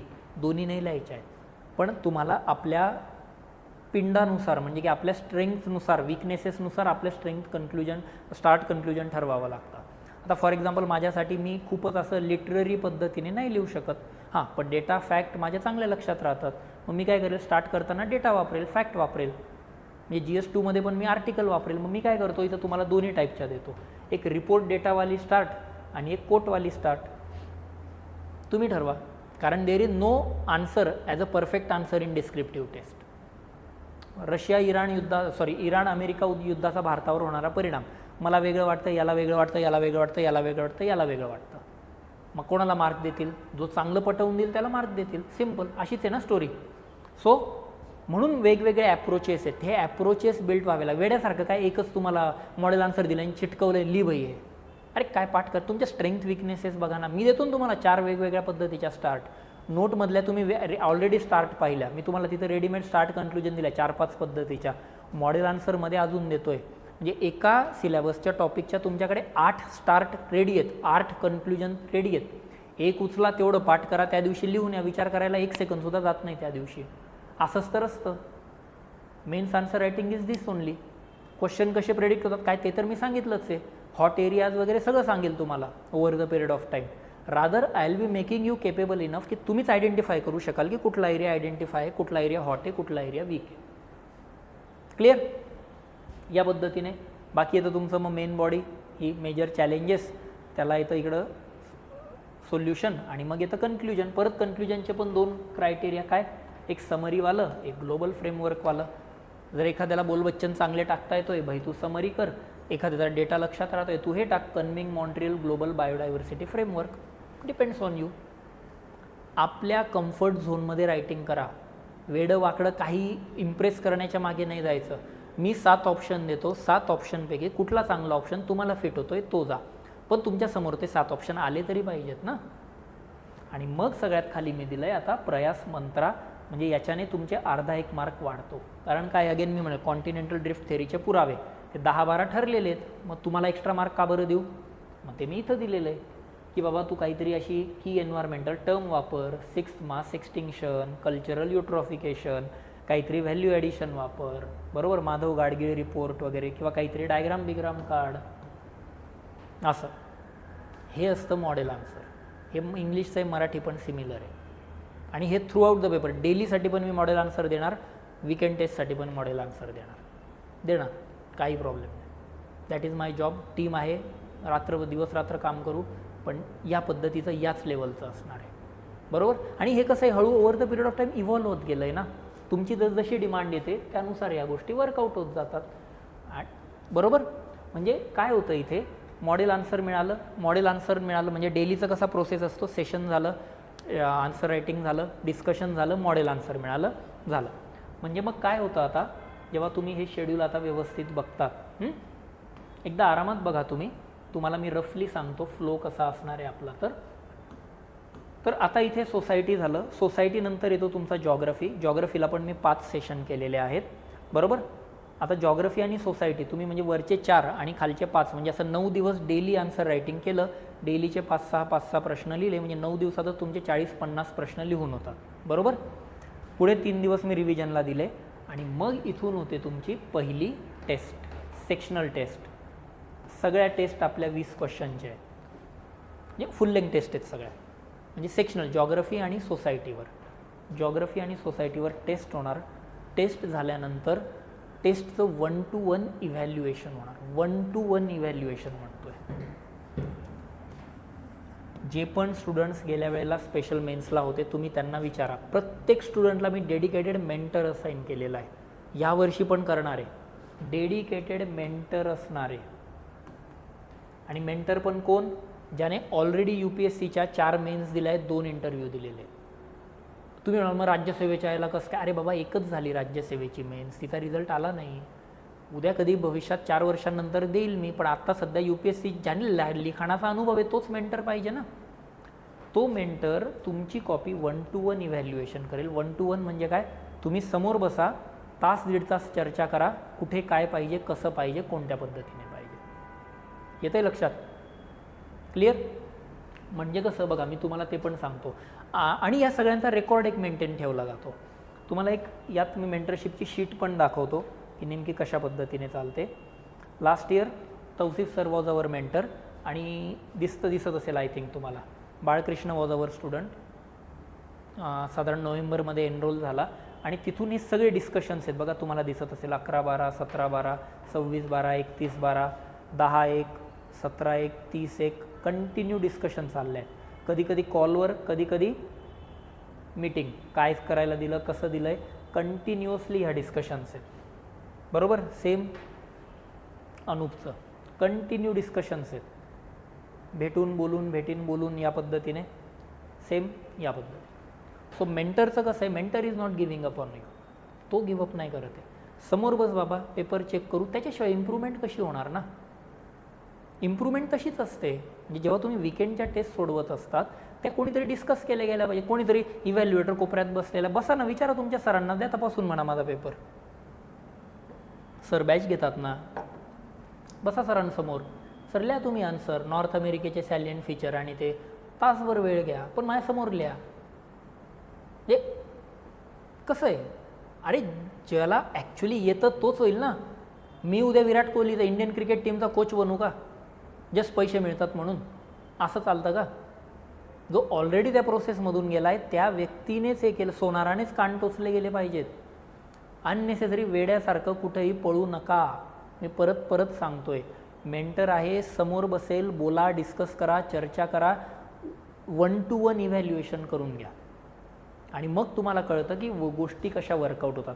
मग कसं असतं 1-to-1 इव्हॅल्युएशन? मी तुम्हाला एक सॅम्पल इव्हॅल्युएटेड कॉपी पण दाखवतो, बरोबर. यस, ही एक सॅम्पल इव्हॅल्युएटेड कॉपी आहे. क्वेश्चन होता, explain the significance of preamble in Indian constitution. हे डिस्कशन आहे. आरामात मी वाटल्यास एक सॅम्पल कॉपी शेअर पण करेल, कशा पद्धतीने डिस्कस झालेलं आहे. यात तुम्हाला दिसतं आहे की बघा, यात तुम्हाला दिलं आहे प्रस्तावनेत कीवर्ड्स आहेत ते सगळे मेन्शन करण्याचे प्रयत्न करा. मग तुम्ही मला सर समोर बसलाय कमेंट का बरं देतो? आता काय रेकॉर्डिंग थोडी करतोय ना, कधीतरी महिन्याभराने नंतर परत पेपर उघडून पाहिला, समजलं पण पाहिजे ना की काय प्रॉब्लेम होतोय. हां, या पद्धतीने. पुढचा क्वेश्चन पाहिला जेव्हा आपण बघतो, what are fundamental rights, why are they important for citizens. काय मूलभूत हक्क म्हणजे काय आणि नागरिकांसाठी ते महत्त्वाचे काय. काय कमेंट आहे, जेव्हा स्पेसिफिक विचारले जाते तेव्हा डिटेल इलॅबोरेशन गरजेचे असते. आलं का लक्षात? म्हणजे काय, what is your name, Aditya, असं नाही, मी काहीतरी डिस्कस करेल ना थोडंसं, असं आहे. म्हणजे ह्या सगळ्या गोष्टी छोट्या छोट्या, हे फक्त कमेंट नाही आहे बरं का. आता बघ, हिने या ॲस्परंटने काय केलं आहे, मेन बॉडीमध्ये हे लिहिलं आहे, काय दिलं आहे, इंट्रोडक्शनमध्ये सूट होते. म्हणजे हे जे लिहिलं आहे बाबा, हे इंट्रोडक्शनमध्ये टाकायला पाहिजे होतं. या गोष्टींवर काम करावं लागतं. आणि तुम्ही जर अजून पण याचं हे MPSC एवढं काही बघत नाही, MPSC भाई, मग मी आत्ताच सांगतोय, देऊ नका मेन्स, दुसरं काहीतरी करा, मजा करा 5 महिने. Don't take MPSC for granted. मी डे 1 पासून सांगतोय, सगळ्यांना सांगतोय. लाईटली घेतात लोक, लाईटली घेऊ नका.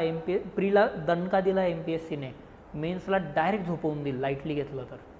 या छोट्या छोट्या गोष्टी आहेत, बरोबर. असं हे बघा, दिसतंय का, केवळ स्टॅटिक प्रोव्हिजन्सला पकडून मुद्दे मांडले आहेत, त्यामागील बेसिक संकल्पना समजावणे गरजेचे. बघा बरोबर, फक्त स्टॅटिक फॅक्ट फॅक्ट फॅक्ट टाकलं, ॲनालिसिस कुठे आहे? का बरं? कारण मे बी ॲस्परंटने फक्त समरी नोट वाचली आहे. येतं आहे का लक्षात काय सांगतोय?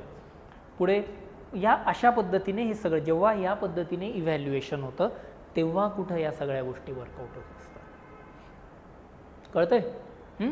आणि मग जेव्हा मग आम्ही सांगतो, मेंटर सांगतो की या गोष्टी ॲड कराव्या लागतील, या गोष्टी मायनस कराव्या लागतील, आणि मग तिथून इम्प्रूव्हमेंट होते. मग आता ह्या गोष्टी ॲड मायनस कुठे करायच्या किंवा एवढं सगळं कसं बघायचं, तर मी काय करतो, मी काही तुम्हाला व्हॅल्यू ॲडिशन गोष्टी पण यातच प्रोव्हाइड करतो. चलो आता नोट्स झाल्या, समरी नोट्स झाल्या, डेली आन्सर रायटिंग झालं, तुमचं विकेंडची टेस्ट झाली, तिचं इव्हॅल्युएशन झालं, तुम्हाला मी ते पण दाखवलं की पेपर्स कसे मॅप होतात, कसे झाले ते पण झालं आहे. आता पुढे येतं व्हॅल्यू ॲडिशन. व्हॅल्यू ॲडिशन म्हणजे काय की ज्याच्याने आणखीन तुम्हाला मार्क्स, म्हणजे की जे टॉप 10 टॉप 20 मधलं ते जे काही मटेरियल असतं ना ते कशासाठी हे, आता हे महाराष्ट्राच्या रिलेटेड व्हॅल्यू ॲडिशन आहे एथिक्समध्ये. एथिक्समध्ये जर तुम्हाला विचारलं आहे कोणत्या मोठ्या व्यक्तीने तुम्हाला प्रेरित केलं आणि त्याच्यापासून तुम्ही कोणते गुण घेणार, आणि जर तुम्ही UPSCचं मटेरियल वाचून आले, तुम्ही लिहिता नेल्सन मंडेला, अब्राहम लिंकन, नेताजी सुभाषचंद्र बोस, महात्मा गांधी, आणि एखाद्याने महाराष्ट्रवाल्याने लिहिलं बाबासाहेब आंबेडकर, छत्रपती शिवाजी महाराज, जिजाऊ किंवा अण्णाभाऊ साठे, त्यांना मार्क्स आहेत ना. सो एथिक्समध्ये हे बघा, महाराष्ट्र स्पेसिफिक गोष्टी, छत्रपती शिवाजी महाराज, त्यांची कोणत्या गोष्टी तुम्ही एथिक्समध्ये वापरू शकता. आपल्याला गोष्टी खूप माहिती आहे, रांझ्याच्या पाटलाचे हातपाय कापले, पण एथिक्समध्ये वापरायची कोणती व्हॅल्यू आहे ती, येतं आहे का लक्षात? किंवा पर्यावरणाचं संवर्धन, बघा इकडे दिलं आहे ते. आता हे शिवाजी महाराजांनी कसं काय केलं, त्यांची स्टोरी आहे. आरमारासाठी लाकूड हवे असताना, हे बघा दिसतंय का, आरमारासाठी लाकूड हवे असताना त्यांनी फळझाडे तोडण्यास मनाई केली. एन्व्हायरमेंटल एथिक्स हे महाराजांनी तेव्हा सांगितले. वापरा राव आन्सरमध्ये. किती दिवस तुम्ही ते बिश्नोई कम्युनिटी, चांगलं आहे, मी वाईट नाही म्हणत आहे, बिश्नोई कम्युनिटी असं करते तसं करते, चांगलं आहे, महाराज पण बोलतात ना, सांगा की तुम्ही ते कोणतं अपील होतं, तुम्हीच मला सांगा. MPSC देताय, महाराष्ट्रात राहून देत आहेत, कोणतं एक्झाम्पल जास्त अपिलिंग होतं आहे? चूक बरोबरमध्ये मी जात नाही. किंवा सुंदरलाल बहुगुणा यांनी चिपको मुवमेंट राबवली होती, त्याच्याऐवजी मी हे एक्झाम्पल वापरेल एन्व्हायरमेंटल एथिक्समध्ये. येतं आहे लक्षात? आणि याच्यामध्ये मग सर्वच असे महापुरुषांचं आपण बोललो आहे. संत ज्ञानेश्वर महाराजांनी कशाबद्दल बोलले, बरोबर, अहिंसेची शिकवण कशी दिली, ज्ञानाचे समान अधिकार दिले त्यांनी, बरोबर. संत तुकाराम महाराज, म्हणजे हे व्हॅल्यू ॲडिशन्स तुम्हाला मिळत जातील, जेणेकरून आन्सरमध्ये त्याला मदत होत जाते. हे कधी कळतं 1-to-1 डिस्कशन झाल्यावर, की बाबा आदित्य तुझ्या आन्सरमध्ये या गोष्टी नाही आहेत, ह्या ॲड कर, आणि मग ते इथून उचलायचा. हा लास्ट टप्पा आहे वाचायचा. याच्या व्हॅल्यू ॲडिशन नोट सांगतोय. सगळ्यात पहिले major note, summary note, answer writing, मेंटरसोबत डिस्कशन, मॉडेल आन्सर वगैरे बघायचे, मग या नोट्स. आणि लिहून देतो, हे कोण देतं मला दाखवून द्या. एकदम अग्रेसिव्हली बोलतोय मी, I may sound arrogant to you today, पण मी तुम्हाला तेही सांगतोय, कोण देत आहे, देतच नाही, म्हणजे अक्षरशः चीड येण्यासारखी गोष्ट आहे. मेन्सला जात आहे, तुम्ही झोपून राहतायत आणि मेन्सचे पेपर स्किप करतायत. अरे काय संधी म्हणजे काय असते, तुम्ही काय समजाल, 10 वर्षांनी कळेल तुम्हाला संधी मिस झाल्यावर काय होतं. मिळाली आहे ना, सोनं करायचं आहे संधीचं आपल्याला, बरोबर. एथिक्स, बरोबर, सेम महाराष्ट्रासाठी, हा महाराष्ट्राचा इतिहास, हे घ्या, महाराष्ट्राच्या इतिहासावर सेपरेट प्रश्न आहे, बरोबर ना, सिलेबसचा टॉपिक आहे ना महाराष्ट्राचा इतिहास. हे घ्या, इथं दिला आहे तुम्हाला, सातवाहन, वाकाटक, राष्ट्रकूट, शिलाहार, यादव, सल्तनत, मराठा, भक्ती चळवळ, बरोबर. आणि त्याच्यावर मी सगळं डिटेलमध्ये खाली सांगितलं आहे की चाल्कोलिथिक एजमध्ये काय होतं, नेवास्याला काय होतं वगैरे, या पद्धतीने. म्हणजे सांगायचा मुद्दा कसा आहे की ज्या ज्या गोष्टी तुम्हाला लागतील, म्हणजे 1-to-1 इव्हॅल्युएशनला आले आणि तुम्हाला मेंटर म्हटला, यार आदित्य तुझ्या पेपरमध्ये काही मला महाराष्ट्र स्पेसिफिक एक्झाम्पल दिसत नाही, यातून बघून घ्या, सगळं देतोय तुम्हाला. आणखी काय देऊया, रेडीमेड आन्सर रायटिंग करा तुम्ही फक्त, बास. दिलेले टार्गेट त्या दिवशी पूर्ण करा, end of the story. Plus हे असे एक्स्ट्राचे तुम्हाला GS3चे डेटा पण मी प्रोव्हाइड करतोय, फॅक्ट शेवटच्या दिवशी रिवाईज करण्यासाठी. ऑलरेडी त्या नोटमधून काढून GDP किती आहे, काय आहे, कसं आहे, वापरा आन्सरमध्ये कुठेतरी. ह्या डेटा शीट असतात प्रत्येक विषयाच्या आपल्या, जे ऑलरेडी स्पेशल मेन्सला होते त्यांना विचारा, सगळ्या गोष्टी प्रोव्हाइडेड आहेत. प्लस डायग्राम्स आहेत, ज्या तुम्ही एक्झाममध्ये रिफ्लेक्ट करू शकतात. हे वातावरणाचे थर हाताने काढलेले आहेत. त्या मला काय ChatGPT नव्हतं वापरता येत का मला कामं कमी झाले चित्र काढत बसू असं? कारण मला माहिती आहे आन्सर रायटिंग करताना यार छापलेलं चित्र कसं काढणार आहेत आन्सरमध्ये. छापलेलं चित्र नाही काढता येत, तुम्हाला हाताने काढलेलं चित्र हवं. म्हणजे जेव्हा मी हे काढतो चित्र, हे बघा, हे पर्जन्याचे प्रकार 3 आहेत ना, हा ओरोग्राफिक रेनफॉल, कन्व्हेक्शनल आणि सायक्लोनिक, आवर्त पर्जन्य, आरोह पर्जन्य आणि अवरोध पर्जन्य. हाताने काढले आहेत त्या डायग्राम, ते ह्या गोष्टी कराव्या लागत आहेत. जागे व्हा, आत्तापासून लागायचं या छोट्या छोट्या गोष्टींना, सगळं देईल step by step. Just trust the process, trust your mentor, trust us. ज्या गोष्टी ज्या दिवशी दिल्या आहेत ना त्या गोष्टीच झाल्या पाहिजेत, तेवढं बस, बाकी काही वेगळं करावं नाही लागत. पूर्ण आता ही जॉग्रफीची अशी प्रत्येक विषयाची आहे.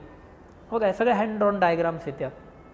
हे ओशन करंट्सची डायग्राम, ही प्रवाळ बेटांची डायग्राम कसे असतात, काय असतात, मॅप दिलेले, सुनामी प्रवण क्षेत्र कुठलं आहे भारतामधलं, बरोबर, हे घ्या. दुष्काळ प्रवण क्षेत्र, ड्रॉट प्रोन रिजन कुठलं आहे, हे घ्या. सायक्लोन प्रवण क्षेत्र, यार आणखी काय पाहिजे भाई, लिहा बास. ओके, मग या पद्धतीने या सगळ्या गोष्टी आपल्या चालतात. ऑलराईट, म्हणजे ही टेस्ट होते. आता याच्यानंतरचा पुढचा मुद्दा येतो, म्हणजे कसं आहे, आता बघा प्रोसेस तुम्हाला एकदा सांगतो. सगळ्यात पहिलं ते म्हणजे की एक सेशन होईल, सेशन नंतर डॉ होईल, डेली आन्सर रायटिंग, डॉ नंतर तुमचं डिस्कशन होईल. हा डेलीचा फ्लो असेल. डिस्कशन नंतर काय होईल, तुम्हाला नोट रीडिंग करायचं आहे. तुम्ही आदल्या दिवशी जरी वाचून आलात तरी चालेल नोट, म्हणजे तुम्हाला समजायला आणखी बेटर जाईल. म्हणजे जसं की जर तुम्हाला माहिती आहे 23 जूनला आपल्याला ह्या गोष्टी डिस्कस करायच्या आहेत, तुम्ही आदल्या दिवशी वाचून या नोटमधून, हे तर बेस्ट वे. पण नाही वाचलं, नंतर वाचलं तरी चालेल. नोट वाचायची. नोट झाल्यानंतर आपली वीकली टेस्ट असेल. टोटल 19 टेस्टचं मी शेड्यूल केलं, जास्त पण नाही लिहायचं बरं का, नाही तर बस आहे वेळ लिहिल्या, 50 टेस्ट लिहिल्या, 100 टेस्ट लिहिल्या. ज्यांनी लिहिल्या आहेत ना, 2 आन्सर लिहून काय हालत होते मला माहिती आहे. तुम्ही स्वतःला विचारून बघा. नाही लिहित आहेत 50 आणि 100, काही पण आयडियल टार्गेट नाही ठेवायचं. GSच्या 20 टेस्ट, ऑप्शनलच्या 6 ते 8 टेस्ट, 25 ते 30 टेस्टमध्ये अख्खी मेन्स आवरली जाते, प्रोव्हाइडेड हे मागचं सगळं बॅकग्राऊंड व्यवस्थित असेल तर. वीकली टेस्ट द्यायच्या. वीकली टेस्ट दिल्यानंतर माझं म्हणणं असेल मेंटरशी बोलायचं, बरोबर. या नोटमध्ये मी मॉडेल आन्सर पण म्हणतोय बरं का. मेंटरशी भेटायचं. मेंटरशी बोलल्यानंतर व्हॅल्यू ॲडिशन करायचं, आणि व्हॅल्यू ॲडिशन करत असतानाच रिव्हिजन करायच्या. डेलीचे 3 तास रिव्हिजनला द्यायचे. आत्ता करंट अफेअर वाचायची काही गरज नाही, मी सगळं देतोय तुम्हाला, नोटमध्येच मी दाखवलं आहे. I am a one stop solution providing for you people, you don't have to run from pillar to post. वेड्यासारखं पळत बसू नका. करंट अफेअर मी देतोय, काही वेगळं करू नका. ऑप्शनलचं पण कसं काय आपण स्वतंत्र बोलू. GSचं फक्त हे शेड्यूल, डेली बेसिसवर GSची 3 तास रिव्हिजन झाली पाहिजे. हे आत्तापासूनच तुम्ही हे करा. सोसायटीचं आपलं मॉड्यूल संपलं, जेव्हा आपलं हे सुरू होईल, जॉग्रफी सुरू होईल, तेव्हापासून सोसायटीला 2-3 तास तुम्ही रिव्हिजनला लागून जा, बरोबर. रिव्हिजन किती ते पण इथं सांगतो, 3 आवर्स. बरं, मग आता हे करत असताना, व्हॅल्यू ॲडिशन करत असताना माझं म्हणणं काय, चलो ह्या तर सगळ्या गोष्टी मी तुम्हाला दिल्या, नोट्स बीट्स वगैरे वगैरे वगैरे वगैरे सगळ्या गोष्टी तुम्हाला दिल्या. माझं म्हणणं आहे तुम्हाला आता याचा पण अंदाज आला पाहिजे की तुमची कॉम्पिटिशन काय करते. What your competition is doing at this point. Competition म्हणजे काय, तुमच्यासोबत बाकीचे जे ॲस्परंट आहेत ते काय करतायत. गेल्या वर्षी आपल्याकडे 300च्या आसपास मुलं होते जे स्पेशल मेन्सला होते, आणि मी म्हणजे I am very proud to say that महाराष्ट्रातली सगळ्यात मोठी टेस्ट सिरीज आपली होती. ज्या पण काही 1200 सिरियसली मुलांनी मेन्स लिहिली होती, 25 ते 30% मुलं आपल्याकडे होते. तुम्हाला कळलं पाहिजे ना ते काय करताय. म्हणजे माझं म्हणणं सिम्पल आहे, 200पैकी कट ऑफ जर सपोज 60 लागत असेल, तुम्ही 61 पाडा. 160 लागत असेल 161 पाडा. पण त्यासाठी तुम्हाला कॉम्पिटिशन तर कळलं पाहिजे ना. आणि मग त्याच्यासाठी मी काय म्हणतो की काही गोष्टी तुम्हाला ॲक्टिवली कराव्या लागतात, काही गोष्टी मी प्रोव्हाइड करतो. म्हणजे कसं असतं बघा, आता एखाद्याने त्याच्या आन्सरमध्ये, आता सपोज आपण 100-200 लोक बसलेलो आहे तिथे, आणि मला मार्क्स मिळाले 10पैकी 6, याला मिळाले 10पैकी 4. आता त्याला 4 का मिळाले, 6 का मिळाले, कारण त्याने पण नोट्स सेम केल्या, फॅकल्टी सेम होती, सगळं सेम होतं. पण यार त्याला तो न्यूनगंड असतो, तो फॅकल्टीला म्हणजे तो कसा विचारेल ना टॉपरला, आपल्याला इगो असतो. हां, त्याला कसं विचारायचं, मग तो लय शाणा लावून गेला का. ठीक आहे बाबा, चालतंय, हरकत नाही. You keep on pampering your ego. काही गोष्टी मीच तुमच्यासाठी इझी करून देतो. आणि तुम्ही काय दरवेळेस टॉपरला विचारायला जाणार आहेत का तू तुझ्या आन्सरमध्ये काय केलं, पण तो काय करतोय हे तुम्ही केलं तर तुम्ही पण टॉपर बनू शकताय. पण हे कोणीच सांगत नाही. आपण फक्त टॉपरलाच गोंजारतो आणि लांबून दुरून डोंगर साजरे बस. मी काय करतो तुम्हाला तेही सांगतो. मी काय करतो सगळ्यात पहिलं म्हणजे डायरेक्ट टॉपरची कॉपीज तुम्हाला या ठिकाणी शेअर करून देतो ग्रुपवर. आता ही टॉपरची कॉपी आहे, लास्ट स्पेशल मेन्सला मी शेअर केली होती. ही एथिक्सची कॉपी आहे यात, बरोबर.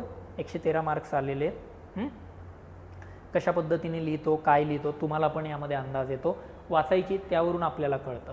बरं, टॉपरच्या मी एकाच पेपरच्या मराठीचा टॉपर पण शेअर करतो, इंग्लिशचा टॉपर पण शेअर करतो. हा इंग्लिशचा टॉपर आहे बघा, तुम्हाला यात दिसत असेल. पेपर कधी झाला आहे 29/3/2026ला. सेम मराठी टॉपर पण 29/3/2026.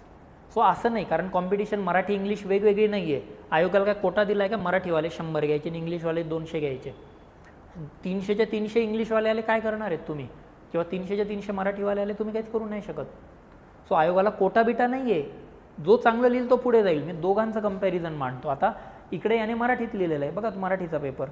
तुम्ही म्हणतात ना मराठीमध्ये कसं लिहायचं काय लिहायचं, मी डबल पेज दाखवतो तुम्हाला यात. हां, दिसतोय का हा पेपर मराठीचा? पूर्ण हे पहिलं आन्सर इथे चालू होतंय, इथे संपतंय.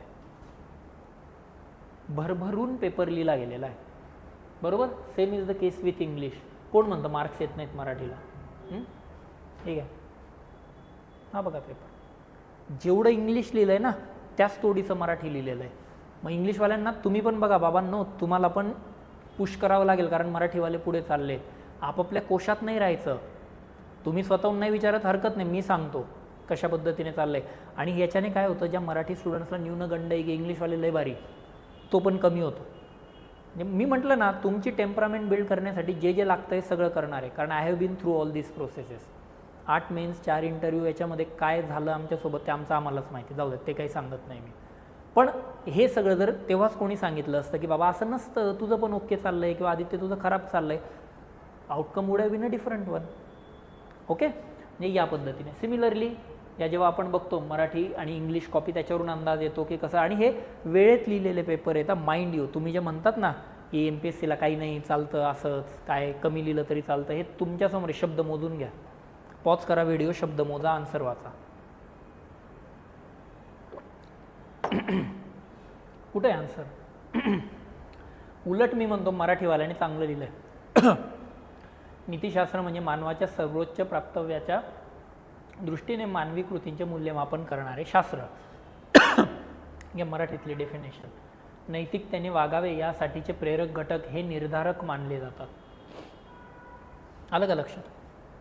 आणि मग याच्यामधून जेव्हा आपण जातो तेव्हा मी यांचा एक रिझल्ट पण तुम्हाला लावतो की आपण नेमके कुठे स्टँड करतोय. SAGS 1 2 3 4 टोटल असंच लावतं ना आयोग रिझल्ट UPSCचा. तुम्हाला कळतं आहे की ओव्हरऑल टॉपर जरी हा असला, बाकीच्या विषयांमध्ये कशा पद्धतीने कोणी फेअर केलं आहे, काय केलं आहे, असं.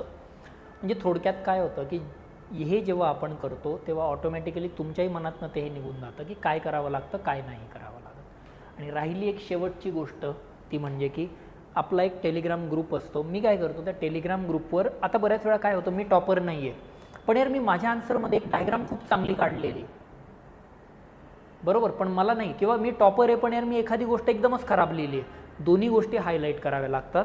मी त्या पण आपल्या या ग्रुपवर इथे हायलाईट करतो. हे बघा, जसं की फॉर एक्झाम्पल आता हे गेल्या वर्षीचा ग्रुप होता. हे फक्त क्रॅश कोर्सला होते हे स्टुडंट्स. MPSC common error. काय कॉमन एरर आहे? भारत व इराण हे संबंध हडप्पाकालीन असून बदलत्या स्थितीवर टिकून राहिले आहेत. हडप्पाकालीन वगैरे म्हणजे तुम्हाला विचारलं काय IRचा प्रश्न आहे आणि तुम्ही लिहितायत हडप्पा, असं नाही चालणार. GS2 मध्ये GS1 नाही आणायचा, कॉमन एरर आहे, बरोबर. अशा पद्धतीने याने काय लिहिलं इकडे बघा, म्हणजे किती बारीक लेवलवर इव्हॅल्युएशन चालतं. मोठं करून दाखवतो. भारतातील बहुसंख्य भाग हा आदिवासी बहुल प्रदेश आहे. उदाहरण झारखंड, छत्तीसगड. 36 लिहिलंय, इव्हॅल्युएटर लगेच म्हटला आकाळ असली. या लेवलवरचं इव्हॅल्युएशन पाहिजे, बरोबर. टाइमपास नाही. I am dam serious about my job. मला ॲस्परंट पण तसा सिरियस हवा आहे. चुका करा, हरकत नाही, चुकांमधून शिका, पास व्हा, निघून जा. परत प्री नाही द्यायची आपल्याला, मी परत सांगतोय. सो सांगायचा मुद्दा या लेवलचं इव्हॅल्युएशन. बघा ही डायग्राम काढली, मस्त डायग्राम काढली आहे केव आर्किटेक्चरबद्दल. गर्भगृह असतं, गुहा असते, त्याच्यावरती काहीतरी मोनोलिथ आहे, कारले भाजेली, आणि याच पद्धतीने ना. कुठे आता हे कोणत्या पुस्तकात सापडतं? माझ्या नोटमध्ये पण नाही आहेत, तरी ॲस्परंटने लिहिलं आहे. मग माझं म्हणणं काय यार, सगळ्यांना याचा फायदा झाला पाहिजे, म्हणजे फायदा झाला पाहिजे इन द सेन्स तुम्हाला कळतं ना टॉपर काय लिहितो, टॉपर का उगाच थोडी टॉपर असतो, अशा पद्धतीने येतंय लक्षात. किंवा असे काहीतरी, आता याने हडप्पाचं डायग्राम काढलेलं आहे की असा चौकोन आहे बरोबर, त्याच्यामध्ये हे सिटाडेल आहे, मध्ये काहीतरी घरं आहेत, असे क्रिस क्रॉस पद्धतीने ड्रेनेज पॅटर्न आहे, रस्ते काटकोनात छेदतात. म्हणजे सांगायचा मुद्दा कसा, हे सगळं मी तुम्हाला या ठिकाणी शेअर करतो ग्रुपवर. म्हणजे सांगायचा पॉईंट आहे की तुम्ही फक्त रायटिंग करा, डेलीचे जे काही आपले टार्गेट्स वगैरे असतील हे टार्गेट्स वगैरे एकदम रिलिजियसली फॉलो करा, बाकी यार वेगळं करायची काहीच गरज नाही. क्लिअर कशा पद्धतीने आपल्याला पुढे जायचं आहे तर. ऑल राईट, बरोबर. एकदा शेड्यूल बघा व्यवस्थित, शेड्यूलमध्ये पण मी तुम्हाला रफली सांगतो कशा पद्धतीने आपण पुढे जाणार आहोत. सुरुवात आपण GS1 पासून केली आहे बरोबर. GS1 झाल्यानंतर पहा इकडे आता सोसायटी आणि जॉग्रफी झालं. सोसायटी आणि जॉग्रफी नंतर जेव्हा आपण खाली जातो आर्ट अँड कल्चर, इतिहास, जगाचा इतिहास बरोबर, आणि मग इतिहासाची टेस्ट, आणि मग त्याच्यानंतर रिव्हिजन, रिव्हिजन नंतर परत एक फुल लेंथ टेस्ट. म्हणजे एक GS पूर्ण झाल्यावर 8 दिवसाचा गॅप आहे रिव्हिजन करायला पूर्ण GS1, आणि मग तुमचा GS1ची प्रॉपर फुल लेंथ टेस्ट असेल. क्लिअर या पद्धतीने. याच्यानंतर आपण घेतो GS1 झाल्यानंतर मी एसे घेतलेला, डायरेक्ट वेड्यासारखा एसे लिहायला येऊ नका, कारण मी आधी सांगितल्याप्रमाणे तर तो एसे लिहिला माझी आईन माझी शाळा, त्याच्यामध्ये तुमच्या एसेमध्ये काहीच फरक नाही राहणार. ऑलराईट, तर मग एसे व्यवस्थित झाला पाहिजे. मग एसेचे पण प्रॉपर मी सेशन घेणार आहे इथे, ओंकार सर घेतील, मी सांगतो फॅकल्टीज पण कोण कोण असतील काय असेल सगळं डिटेलमध्ये सांगेल. या पद्धतीने एसे असेल. त्यानंतर येतं आहे आपलं एथिक्स, एसे आणि एथिक्स सोबत जातात. एथिक्स नंतर येतो तुमचा GS3, आणि मग सगळ्यात शेवटी येतो तुमचा GS2. मग आता तुम्ही म्हणतात की GS2ला लास्ट का बरं ठेवलं, कारण बघा मोस्ट ऑफ द स्टुडंटचा ऑप्शनल हा PSIR वगैरे असतो, आणि GS2 म्हणजे काय लक्ष्मीकांत म्हणजे पॉलिटी आहे ना, आणि बऱ्यापैकी आपल्याला पॉलिटी माहीत असतं प्रीच्या वेळेला पण वगैरे, म्हणून मी ते मुद्दाम शेवटी ठेवलेलं आहे या पद्धतीने. So that's why GS2 is there at the last. आणि मग GS2 झाल्यानंतर आपला एक FLTचा राऊंड होतो, फुल लेंथ टेस्टचा राऊंड. प्रत्येक याचे झाले की फुल लेंथ टेस्ट तुमच्या आहेतच, म्हणजे GS1 संपलं की इथं एक FLT आहे GS1ची, इथं एथिक्सच्या 2 FLT, इथं GS3च्या FLT, म्हणजे हे सगळं झाल्यावर अशा आपल्या टोटल एक राऊंड होतो. अशा टोटल म्हणजे 19 टेस्ट असतात, आणि सगळ्या टेस्ट 1 to 1 डिस्कस करा, विषय मिटवा, या फॉर्मॅटमध्ये चालतं. येतं आहे लक्षात कशा पद्धतीने शेड्यूल जातं तर मग हे अशा पद्धतीने जर केलं तर मग काही प्रॉब्लेम येत नाही. ओके. आणि याच्यामध्ये पण काय, आता मी 3 कॅटेगरीज केल्यात, मी तुम्हाला तेही सांगतो. कसं आहे, या मॉड्यूलमध्ये 3 कॅटेगरीज आहेत. पहिला येतो तुमचा क्रॅश कोर्स, दुसरा येतो तुमचा डेली प्लस टेस्ट सिरीज, आणि तिसरा येतो तुमचा फक्त टेस्ट सिरीज. टेस्ट सिरीजमध्ये तुम्हाला फक्त फुल लेंथ म्हणजे तुम्हाला फक्त टेस्ट असतील, 19 टेस्ट असतील. मी तुम्हाला मेंटर वगैरे सर्व इथं पण अलोकेट करेल, पण फक्त टेस्ट असतील. याच्यामध्ये डेली आन्सर रायटिंग वगैरे काही नसेल. मॉडेल आन्सर देईल, नोट्स देईल वगैरे सगळं, पण इथे डेली आन्सर रायटिंगची प्रॅक्टिस नसेल. फक्त टेस्ट आहेत त्या पद्धतीने करा. इथे काय असेल तुमचं daily answer writing plus test, आणि इथे काय असेल तुमचं session plus daily answer writing plus taste.